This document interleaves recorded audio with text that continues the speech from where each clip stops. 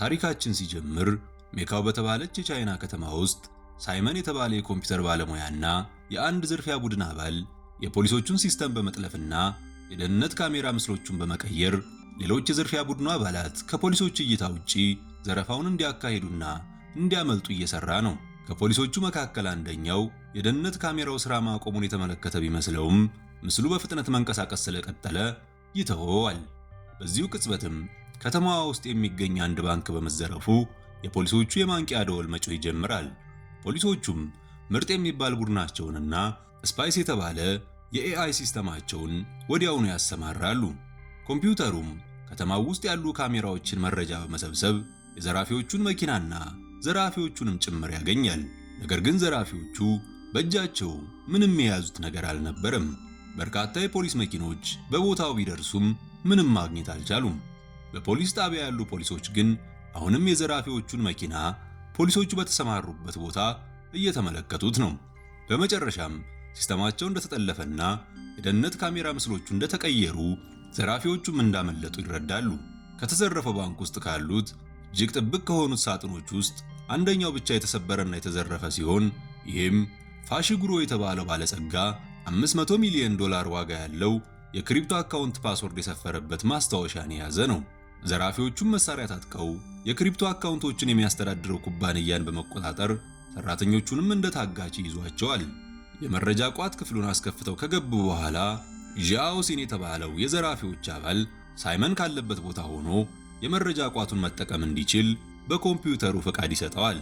ፋይሎቹን ወደ ኮምፒውተራቸው በሚገለብጡበት ጊዜ ከጠበቁት $500 ሚሊዮን በላይ ብዙ ገንዘብ ያስቀመጡ ሰዎችን በዋናነት ደግሞ $10 ቢሊዮን የሚገመት የክሪፕቶ ዋና ስራ አስፈጻሚ አካውንት መረጃን ስላገኙና የደህንነት ጥበቃቸውም ከፍ ያለ ስለሆነ ሳይመን መረጃዎቹን ለመገልበጥ ለተጨማሪ ጊዜ እንዲጠብቁት ይነግራቸዋል። ፉሎንግ የተባለው የዘራፊዎች መሪም ፖሊሶች ከመምጣታቸው በፊት ኮምፒውተሩን አጠፋፍተው እንዲወጡ ቢያዛቸውም ትዕዛዙን ሳይቀበሉ ይቀራሉ። በዚሁ ቅጽበት ፖሊሶች ወደ ህንፃው ሲደርሱ ፉሎንግ ለዘራፊዎቹ ፖሊሶች ስለመጡ አሁኑን እንዲወጡ ሲነግራቸው ዘራፊዎቹ ከነበሩበት በሊፍት ይወርዳሉ። ከሊፍት ሲወጡ በፖሊሶች በመታየታቸው ከፖሊሶች ለማምለጥ መሮጥ ይጀምራሉ። ነገር ግን ማምለጥ በማይችሉበት ሁኔታ ከፖሊሶች ጋር ስለተፋጠጡ ለመፋለም ተገደው በሚያስገርም ብቃት ተደባድበውና ተደብድበው የፖሊሶቹን ቡድን መሪ ካፒቴን ያኦሊን በእጃቸው ለመያዝ ቻሉ። ሌሎቹን ፖሊሶችም የሚጠጓቸው ከሆነ ካፒቴኑን እንደሚገሉት በመዛትና በማስፈራራት ባሉበት እንዲቆሙ ያደርጓቸዋል።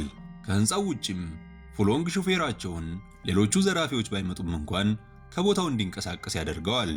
በሊፍቱም ውስጥ ካፒቴኑ የዋዛ ስላልነበር ከዘራፊዎቹ ጋር መፋለም ይጀምራል። ነገር ግን 1 ለ4 በመሆኑ መቋቋም አልቻለም። ዘራፊዎቹም ካፒቴኑን በካቴና አስረውት መሮጥ ይጀምራሉ። ካፒቴን ያኦሊ ካቴናውን ፈቶ ቢከተላቸውም ዘራፊዎቹ ቀድመው በተዘጋጁበት ፓራሹት ከህንፃው ላይ ዘለው ለማምለጥ ይችላሉ። ዘራፊዎቹ በሚያርፉበት የሆቴል ጣራ ላይ ሌሎች የፖሊስ አባላት ቢጠብቋቸውም ዘራፊዎቹ እጅግ የሰለጠኑ ተፋላሚዎች ስለሆኑ በቀላሉ ዘርረዋቸው ያልፋሉ። ከዛም ምትሃት በሚመስል ቅጽበት ልብሳቸውን ቀያይረው ከህዝብ ጋር ይቀላቀላሉ። ሳይመንም በደህንነት ካሜራ የተቀዳ ምስላቸውን አንድ በአንድ አጥፍቶ በመጨረሻም ሙሉ የደህንነት ካሜራዎቹን በመዝጋት ፖሊሶቹ እይታ እንዳይኖራቸው ያደርጋል። በሆቴሉ ውስጥ ዘራፊዎቹን የሚከታተሉት ፖሊሶች ደረታቸው ላይ የገጠሙትን ካሜራ በማብራት የፊት ልየታ ሲስተማቸው ዘራፊዎቹን እንዲጠቁማቸው ተስፋ በማድረግ ወደ ዋናው ቢሮ ምስል ይልካሉ። ፉሎንግም በሆቴሉ በመገኘት የዝርፊያ ቡድኑን ማገዝ ይጀምራል። ዘራፊዎቹ ልብሳቸውንና ገጽታቸውን በተደጋጋሚ በመቀያየር ሲንቀሳቀሱ ካፒቴን ያኦሊ ዣኦ ሲንን በጆሮ ለወቲ ስለለየው እሱን ለማሳደድ ቢሞክርም ዣኦ ሲን ግን በርካታ ሰዎች ካሉበት ካፌ በመቀላቀል ይሰወርበታል። በተመሳሳይ ሰዓት ፖሊሶች ሌላ ዘራፊ መለየት ችለው ሲያሳድዱ ፉሎንግ ከአንድ ፖሊስ ጋር ሆነ ብሎ በመጋጨት ካሜራውን በኬክ ክሬም ይሸፍንበታል። ዣኦ ሲንም ይህን አጋጣሚ በመጠቀም ከተደበቀበት ይንቀሳቀሳል።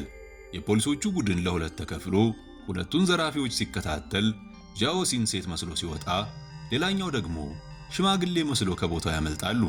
ቀሪዎቹ ዘራፊዎችም በሆቴሉ ሎቢ በተዘጋጀው ልዩ የመብራት ዝግጅት ጥበቃ በመምሰል ከታዳሚዎቹ ጋር ከተቀላቀሉ በኋላ ፖሊሶች ሲደርሱባቸው ለዲኮር ወደ ተሰራው ዛፍ በመዝለል ከስሩ ባለው ክፍተት ገብተው ያመልጣሉ። ፋሽጉሮም ሙሉ አካውንቱ ስለተዘረፈ ፖሊስ ጣቢያ ውስጥ የሚይዘው የሚጨብጠው ይጠፋዋል። ዘራፊዎቹ የረቀቁና በቴክኖሎጂም የተካኑ በመሆናቸው ከአቅማቸው በላይ እንደሆኑና አንድ መፍትሄ መፈለግ እንዳለባቸው የፖሊሶቹ ኃላፊ ሲናገር፣ ኢንስፔክተር ዙማይ በጡረታ ሥራ ያቆመው ኤጀንት ወንግ የተባለው ጥበበኛው መርማሪ እንዲቀላቀላቸው ትጠይቃለች። ካፒቴን ያኦሊ ኤጀንት ወንግ የኤአይ ሲስተምን መጠቀም ስለማይችል እንደማያስፈልጋቸው ቢናገርም ዙማይ የኤአይ ሲስተሙ ተጠልፎ ሥራ በማቆሙ በቀደመው የአሰራር መንገድ ዘራፊዎቹን አድኖ መያዝ የሚችል ሰው እንደሚያስፈልጋቸው ትከራከራለች። ኦፊሰር ሽዎ አሁን ላይ ወንግ በምን ሁኔታ ላይ እንዳለ እንድትሰልል ከባልደረባዋ ጂን ሻኦ ጋር ትመደባለች። ኤጀንት ወንግ ለረጅም ዓመታት በፖሊስነት ያገለገለና በተኩስም ሆነ የእጅ በእጅ ፍልሚያ ውድድር ሻምፒዮን የሆነና በሌሎች የፖሊስ መስፈርቶችም እጅግ ብቁ መሆኑን እንረዳለን። ሁለቱ ኦፊሰሮችም ወንግን መከታተል ይጀምራሉ።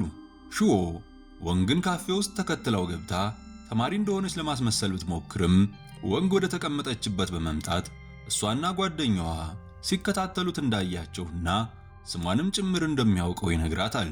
ቀጥሎ እሱን ሲከተሉት የሰሩትን እያንዳንዷን ስህተታቸውን አብራርቶላት የጂን ሻኦን ባጅ ጭምር እንደሰረቀው ይነግራታል።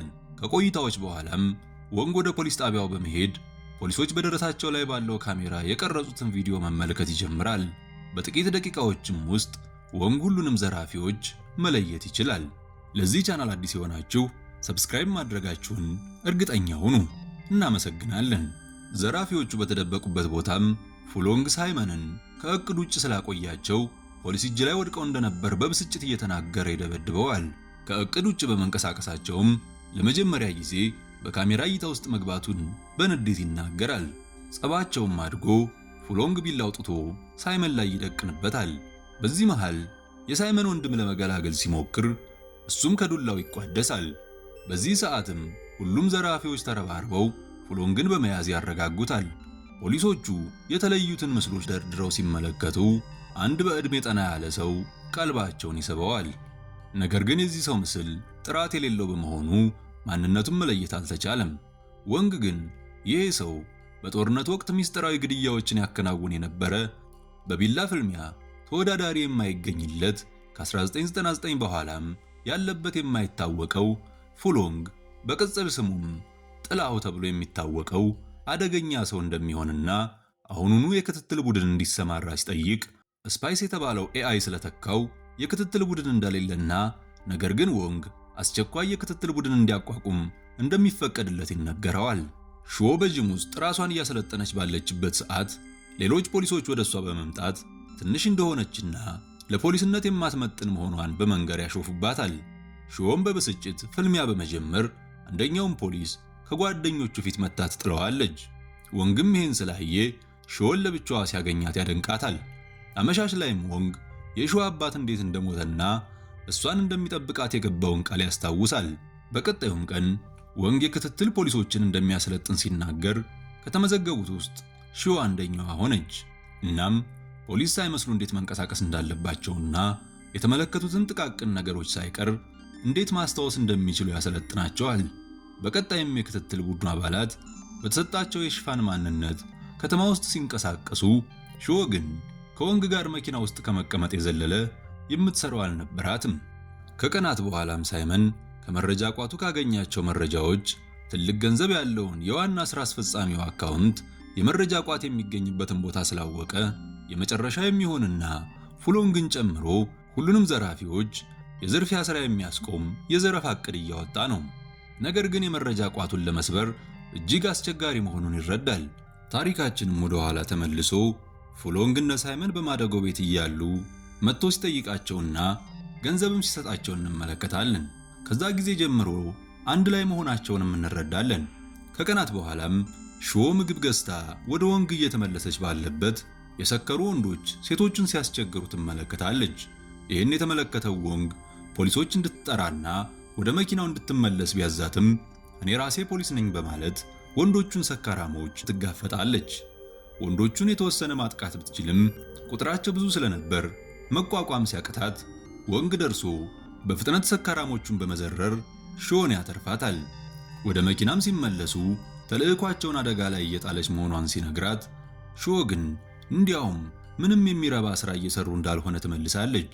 ይህኔ ወንግ ስለ አባቷ መናገር ይጀምራል። ወንግና የሾ አባት አንድ ተልዕኮ ላይ ለ8 ወር አብረው መቆየታቸውንና በዚህ ተልዕኮም ወጣቱ ወንግ ምንም የረባ ስራ የሰሩ ሳይመስለው እየዋለ ባለበት የሆኑ ወንጀለኞች ሕፃን ልጅ ለማፈን ሲሞክሩ የሾን አባት አርፈ ተቀመጥ ምክር ባለመስማት ሕፃኗን ለማዳን ሲሞክር ወንጀለኞቹ ወንግን ሊያጠቁት በመሆኑ የሾ አባት ሊረዳው ሲሞክር በተፈጠረ ተኩስ ተመቶ መሞቱን እያዘነ ይነግራታል። በዚሁ ቅጽበት ወንግ ፉሎንግን ስላየው ሁሉም የክትትል ቡድኖች ወደ ቦታው እንዲንቀሳቀሱ ያዛል። ወንግም ቀጥሎ ሹዎ ፉሎንግን በቅርበት እንድትከታተለው ይልካታል። ፉሎንግ አንገቱን ደፍቶ ስለሚንቀሳቀስ ሌሎች ፖሊሶች ማንነቱን ማረጋገጥ ስላልቻሉ ሹዎ ዕቃ እንደጠፋት ሁሉ መሬት ላይ እየፈለገች በማስመሰል በወለሉ ነጸብራቅ መልኩን በማየት ራሱ እንደሆነ ታረጋግጣለች። የክትትል ቡድኑ ፉሎንግ የገባበትን ሕንፃ ተከታትሎ ሲደርስበት ሹዎ ተከትላው ወደ ውስጥ ስለገባች ፉሎንግ ገበያ ውስጥ እንዳያትና እየተከታተለችው እንደሆነ ስላወቀ ቢላውን ያዘጋጃል። ወንግ የደህንነት ካሜራ ምስሎቹን ደግሞ ሲመለከት ፉሎንግ ሹዎን ደጋግሞ እንዳያትና እንደሚለያት ስለተረዳ በፍጥነት ወደ ሕንፃው በመሄድና አብሯቸው ሊፍት ውስጥ በመግባት አባቷ እንደሆነ ማስመሰል ይጀምራል። ከፉሎንግ ጋርም ወሬ ጀምሮ አፕል እንዲበላ በመጋበዝ በአፕሉ በደበቀው ካሜራ በጥራት ይቀርጸዋል። ወንግም ቀጥሎ ፉሎንግ ያልተቀበለውን አፕል ገምጦ ሊፍት ውስጥ በመጣል ከሹዎ ጋር ከሊፍት ይወጣሉ። ፉሎንግ ሊፍት ውስጥ ሆኖ እነ ወንግ የሚገቡበትን እየተከታተላቸው ስለሆነ ወንግ ቁልፍ የመሰርሰር ልምዱን ተጠቅሞ አንደኛውን አፓርትመንት ከፍቶ ይገባል። ቤት ውስጥ ያገኛትንም ሴት እንዳትጮህ አፍኖ ይይዛታል።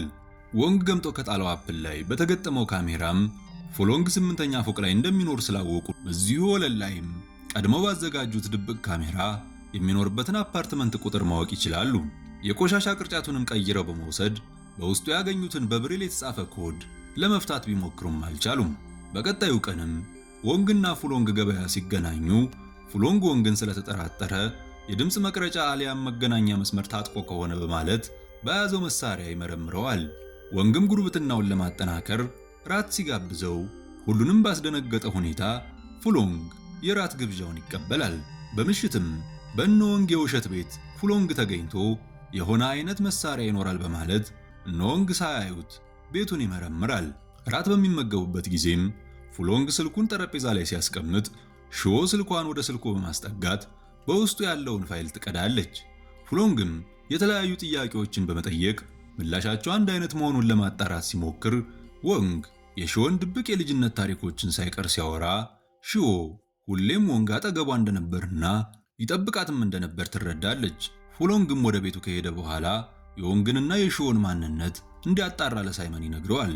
ሳይመን ከመጀመሪያው እነ ወንግን በካሜራ እየተከታተላቸው ቢሆንም ምንም የተለየ ነገር እንዳላገኘና ተራ ነዋሪ መሆናቸውን ለፉሎንግ ያሳውቀዋል። ከደቂቃዎች በኋላም የእነ ወንግ በር ተንኳኩቶ ወንግ በሩን በሚከፍትበት ወቅት የሳይመን መንታ ወንድም ዛይዋንግ በር ላይ ሽጉጥ ይዞ ይገናኛሉ። ወንግ በከፍተኛ ቅልጥፍና ሽጉጡን ከጥቅም ውጭ ማድረግ ቢችልም ዛይዋንግ ሁለተኛ ሽጉጥ በመያዙ አውጥቶ ተኩስ ይከፍታል። ወንግም ከለላ ፈልጎ በመደበቅ ዛይዋንግ ሲጠጋው እጅ በእጅ በመያያዝ መፋለም ይጀምራሉ። ሳይመንም የሁለቱን ፍልሚያ ስክሪኑ ላይ ይመለከታል። ራት በተመገቡበት ሰዓትም የሹዎን ስልክ በፉሎንግ ስልክ አማካኝነት ጠልፎት ስለነበር ፖሊስ ጣቢያው ውስጥ ያለውን የካሜራ መረጃ ማግኘት ይችላል። ፖሊሶችም እነ ወንግ ወዳሉበት ሲመጡ ሳይመን ፖሊሶቹ እየመጡ እንደሆነ ለወንድሙ ይነግረዋል። ዛይዋንግም ወንግ ላይ ከፍተኛ ተኩስ በመክፈት ከሱ እንዲርቅ ካደረገ በኋላ በልዩ ገመድ ከህንፃው ላይ በመዝለል ያመልጣል። በቀጣዩም ቀን የክትትል ቡድኑ የመንገድ ላይ እንቅስቃሴውን ቀጥሎ ሌሎች የፖሊስ አባላት ደግሞ ወደ ፉሎንግ ቤት በመግባት ፍተሻ ሲያደርጉ ብዛት ያለው ባለጡብ የዕቃ መጠቅለያ ፕላስቲክ ያገኛሉ። ወንግም ፕላስቲኩ መጀመሪያ ከተገኙት የብሬል ኮዶች ጋር ተያያዥነት እንደሚኖረው ይነግራቸዋል። በዚሁ ቅጽበት እነ ወንግ ያሉበት መኪና በሌላ መኪና ተገጭቶ ይገለበጣል። በዚሁ መኪና የመጣው የቅጥር ነፍሰ ገዳይ ቡድንም ፖሊስ ጣቢያው ውስጥ ያሉ ፖሊሶች ላይ መተኮስና ቦምብ ማፈንዳት ይጀምራል። ኢንስፔክተር ዙማይም ይሄ ማደናገሪያ ስለሚሆን የክትትል ቡድኑ ፉሎንግን መፈለጉን እንዲቀጥል ትዕዛዝ ታስተላልፋለች። ሹም ወንግን ከመኪናው አውጥታ መሳሪያ በማንሳት የቅጥር ነፍሰ ገዳዮቹ ላይ መተኮስ ትጀምራለች። ወንግም ራሱን ከሳተበት ነቅቶ ሾን በመቀላቀል ቅጥር ነፍሰ ገዳዮቹን ያስወግዷቸዋል። ወንግም ቀጥሎ ሾ የደህንነት ቡድኑን እንድታገኝና ፉሎንግ የሰራውን ኮድ እንዲፈቱት ይነግራታል። ቀሪዎቹ ቅጥር ነፍሰ ገዳዮችም ወደ ፖሊስ ጣቢያው ዘልቀው መግባት ይችላሉ። በዚሁ ሰዓት ሁለት የክትትል ቡድኑ አባላት ፉሎንግ ያለበትን የህፃናት ማሳደጊያ ስፍራ አግኝተው ሪፖርት እንዳደረጉ ኢንስፔክተር ዙማይ ትዕዛዝ ልታስተላልፍ ስትሞክር የጣቢያው ሙሉ የኤሌክትሪክ ኃይል በመቋረጡ የፖሊሶቹ ግንኙነት ሙሉ በሙሉ ይቋረጣል። ፉሎንግ በማደጎ ቤቱ እሱን ለማስወገድ የከበቡትን ቅጥር ነፍሰ ገዳዮች ሲመለከት ይሄ ሁሉ ሴራ የሳይመን እንደሆነ ይረዳል። ነገር ግን ፉሎንግ አሁንም አደገኛ የቢላ ተፋላሚ ስለሆነ ሁሉንም አንድ በአንድ ይጨርሳቸዋል። በጣቢያው ውስጥም ወንግ ከቀሪዎቹ ቅጥር ነፍሰ ገዳዮች መፋለሙን ይቀጥላል። ሾ የሳተላይት ሬዲዮ አግኝታ ስለ ኮዶቹ ለጂንሻኦ ስትነግረው አንዲት ቅጥር ነፍሰ ገዳይ መታቋርጣት መፋለም ይጀምራሉ። ሾ የተወሰነ ብትቸገርም ነፍሰ ገዳያዋን በመስኮት በመወርወር ትጨርሳታለች። ተጨማሪ የፖሊስ ኃይል በመምጣቱ ከቅጥር ነፍሰ ገዳዮቹ ጋር የነበረውን ፍልሚያ በድል ያጠናቅቃሉ። በማደጎ ቤቱም ፉሎንግ ሁሉንም ጨርሷቸው በቢላው ወደ ካሜራው ሲጠቁም ዛይዋንግ ከተደበቀበት በመውጣት ሁሉም ሐሳብ የሱ እንደሆነ ይነግረዋል። ነገር ግን ሳይመን ከእቅዱ ውጭ ወንድሙ ስለተገኘ ይደነግጣል። ዛይዋንግና ፉሎንግ መፋለም ሲጀምሩ ሁለቱም እጅግ የሰለጠኑ በመሆናቸው በኃይለኛው ይደባደባሉ። ፉሎንግ ዛይዋንግን አንቆ በያዘበት ሰዓት ዛይዋንግ ሆዱ ላይ የተሰካውን ቢላ በመንቀል ፉሎንግን ለማጥቃት ሲሞክር ፉሎንግ ወዲያውኑ ቢላውን ተቀብሎ አብዝቶ የሚወደውን የማደጎ ልጁን ለመግደል ይገደዳል። ፖሊሶች ወደ ማደጎ ቤት ሲጠጉም የወንድሙን መሞት የተመለከተው ሳይመን በሐዘንና በብስጭት ቀድሞ አቅዶ ያጠመደውን ቦምብ በማፈንዳት ቤቱን ይበታትነዋል። ኢንስፔክተር ዙማይ የዋና ሥራ አስፈጻሚውን የክሪፕቶ የመረጃ ቋት ወደ ፖሊስ ጣቢያው እንዳስመጣችው ለወንግና ለሾ ነግራቸው ወደ ካዝናው ሄደው ሲመለከቱ ግን ካዝናው ባዶ ሆኖ ያገኙታል። ዘራፊዎቹም የፖሊስ ተጨማሪ ኃይል ጋር በመቀላቀል ወደ ውስጥ በመግባት የመረጃ ቋቱን እንደወሰዱት እንረዳለን። በማደጎ ቤቱም ፉሎንግ ከፍንዳታው በሕይወት ተርፎ በፖሊሶች ይከበባል። በፖሊስ ጣቢያውም ዙማይ ስፓይስ የተሰኘውን ኤአይ በማብራት የዘራፊዎቹን መኪና ወዲያው መለየት ትችላለች። ፖሊሶቹም ዘራፊዎቹን ተከታትለው ሲደርሱባቸው በተለያየ አቅጣጫ ይበታተናሉ። ወንግም ሳይመንን አግኝቶት መፋለም ይጀምራሉ። ሌሎች ሁለት ዘራፊዎች በመሃላቸው በመግባት ሳይመንን ሩጦ እንዲያመልጥ ይነግሩታል። ሁለቱ ዘራፊዎች በተመሳሳይ ጊዜ በአንድ አይነት ስልት ስለሚያጠቁ ወንግ ለመቋቋም ይቸገራል። ሹ ውጭ ላይ የተካሄደ ባለ አንድ ዝግጅት ሳይመን ከታዳሚው ጋር ተቀላቅሎ ሊሆን ይችላል ብላ ስላሰበች ብትፈልገውም ልታገኘው አልቻለችም። በፖሊሶቹ መኪና ውስጥም ያኦሊ ለፉሎንግ ስልኩን እየሰጠው ለሳይመን እንዲደውልለት ይነግረዋል። ነገር ግን የዘራፊዎቹ ስልክ ያለበትን ቦታ ለመከታተል የሚቻል ባለመሆኑ ሾ ስልክ የሚያናግር ሰው እየዞረች ለመፈለግ ትገደዳለች። ሳይመንም ፉሎንግ ጊዜ እየገዛለት መሆኑን ስላመነ በፍጥነት መንቀሳቀስ ይጀምራል። ሾ ሌቦችን ለመለየት የሚጠቅመውን የወንግን ስልጠናዎች ስታስታውስ ሳይመን ከርቀት ሆኖ የጆሮ ማዳመጫዋን እንዳይሰራ ያደርገዋል። ወንግም ከሚፋለሙት አንደኛውን መጥቶ የላውንደሪ ማሽን ውስጥ አስገብቶ ይዘጋበታል። በፖሊሶቹ መኪና ውስጥም ፉሎንግ ስልኩን በመጣል ትኩረታቸውን ከሰረቀ በኋላ ከፖሊሶቹ ጋር መፋለም ይጀምራል።